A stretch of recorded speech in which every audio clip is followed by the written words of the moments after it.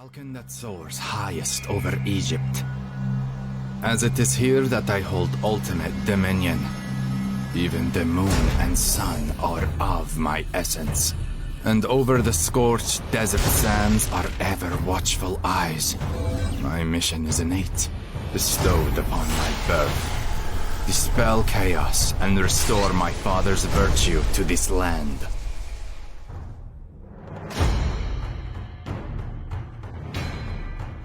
I come to bring eternity to this shadowy place.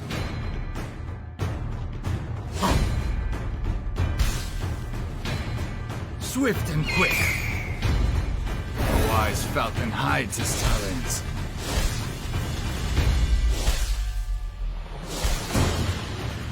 Divine order will prevail. My domain exceeds all horizons. Alright, we'll be covering Horus, and I'm gonna like covering Horus because he is a glass cannon hero, and Luminar faction haven't had an SSR glass cannon since Susanoo and Artemis, so it's been a while, and his skills very high DPS, so let's get into them. Starting with his ultimate, Wind Feather Dive. So it's a very high DPS ultimate, and he targets whoever has the highest attack, so the enemy team's DPS hero. And assuming he gathered up 4 wind feathers and shot all 4 at that enemy unit, plus his charge, let's do the math. 190% times 4 plus a 450% dash attack, that is 1210%. Looking at his regular skills, we have 2 active skills, Falcon Talons and Updraft. Now, Falcon Talons differs from his ultimate in that his ultimate targets the highest attack hero, while Falcon Talons targets the closest enemy hero, and also marks them for his auto attacks. So his auto attacks and his ultimate are going to be going in 2 different directions. Now, there are cases where Falcon Talons and Wind Feather Dive target the same hero if that hero who has the highest attack is also the closest hero. I know what you're thinking when I say this, and you're correct, it's Susanoo. Say Susanoo does his start of battle charge and lands right in your team. So he would be the closest hero and likely have the highest attack. So Horus would target him with both of his auto attacks and his ultimate. So that would be a beneficial situation for Horus there. His other active skill, Updraft, is a nice bonus for Horus, where his attack speed and dodge are increased. Because, hey, as a glass cannon hero, he needs that dodge or some form of protection. Now his one passive skill is Eye of Truth, where it increases his accuracy, which is important because it enhances not only his auto attacks but his Falcon Talons active skill to make sure that both of those make their targets, especially since he's an auto attack oriented hero. And speaking of his auto attack, he has a chance to deal extra damage and gain a wind feather, which contributes towards his ultimate and will be important when we go over his iconic weapon skills next. And now we look at his iconic weapon skills. So 100, not a big deal, just a way for him to retarget Falcon Talons if, say, the frontline tank had died. But 200 and then 300, which improves on it, is nice because now Updraft not only gives an attack speed and dodge boost, but it also gives an attack boost, which increases his auto attack damage and his skills damage. So very good. 400 is where it starts to get very good for him into his DPS skill set, because he's no longer limited to holding 4 wind feathers for his ultimate. Now any extra wind feathers will be sent to the highest attack enemy unit right away and do their damage that they normally would do with the ultimate. And those wind feathers will be gained from Eye of Truth, as you remember, every time he procs and does an extra attack on his auto attack. Now, 500 improves on that, where if that target that he is auto attacking happens to be the March target from Falcon Talons, then he gets another wind feather. And then 600 improves on that, so that after he does wind feather dive, his next 6 auto attacks are strengthened depending on the accumulated, so all of the wind feathers up until that point. And it can be stacked up to 20 times, 7.5% attack boost, so that's 150% attack boost to his, if you stack 20 times, if you accumulate that many wind feathers, 20 times, 7.5, 150% auto attack for his next auto attacks, 6 auto attacks, so that is an extra, how much? 900% damage from his auto attack if he makes those next 6 auto attacks and he doesn't somehow die before that. It's great. Okay, let's talk about his iconic weapon. So his Chimera stat focuses on dodge, which does help during the time that he has updraft activated. You're probably wondering why I have red nodes instead of yellow, because you're probably thinking, well, if you want to do as much damage as possible, why not go yellow since it offers that? Well, going back to his regular skill Falcon Talons and his ultimate Wind Feather Drive, he's not always going to be targeting the frontline enemy. Yes, a lot of people have Oda Nobunaga as their highest attack hero, so if you were in the front line, he would be target for both those skills.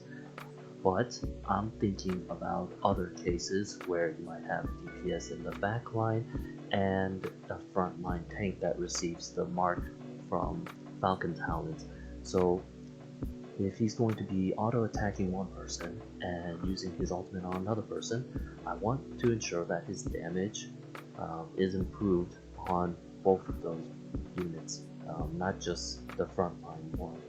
So that's my reason for choosing red. And his iconic weapon, the majority of his stat attributes are distributed for the Bahu attack and the Anka critical chance attributes. So I say play to those strengths and go for those when you're rolling for your node attributes. Now you notice there, I don't exactly go by what I say. I haven't really optimized Horus for my own gameplay since I don't use him. It's just nice to build him. But you do see I put attack and I have a max rating for magical cleave, which I was very fortunate to get since magical cleave or physical cleave is always a very great offensive attribute if you can get it on a node. But yeah, that's my reasoning for red. You might say, okay, well, I want Horus to be a little bit more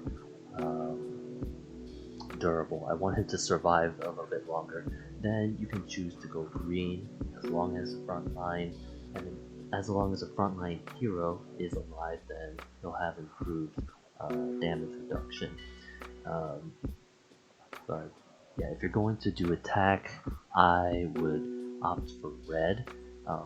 You can choose yellow, but like I just said, it's not always going to apply unless you're intentionally trying to do as much damage with the auto attacks only to the frontline tank at the start of the battle. Alright, let's talk about his performance in PvP and PvE. So at the high level PvP, I don't see Horus in any teams. My guess would be that he is extremely squishy. mean, that is the nature of a glass cannon. So that would be the main reason why he's not included in any teams from what I see. Now, at your local level, within Gladiator Arena and Mastermind Arena, I'm sure he would work on people who aren't high up on Champions Arena. I would think of Horus as a poor man's Amaterasu if you don't have her developed, because he has an ultimate, and if the auto attack is also focused on that same hero, very focused on single target picking off heroes, which Amaterasu can do with luminous etching in a way. So think of Horus like that. Being that he is a fragile glass cannon, he has barely any form of protection aside from his dodge from updraft, and that's for a limited time. He's gonna need a lot of protection and support to sustain his DPS. So when you are putting him in a team, and I'm just thinking, same faction wise, you need to make sure he's protected from heroes who pick off backline heroes. So having Gabrielle there to provide the water curtain and a form of shield for him is nice.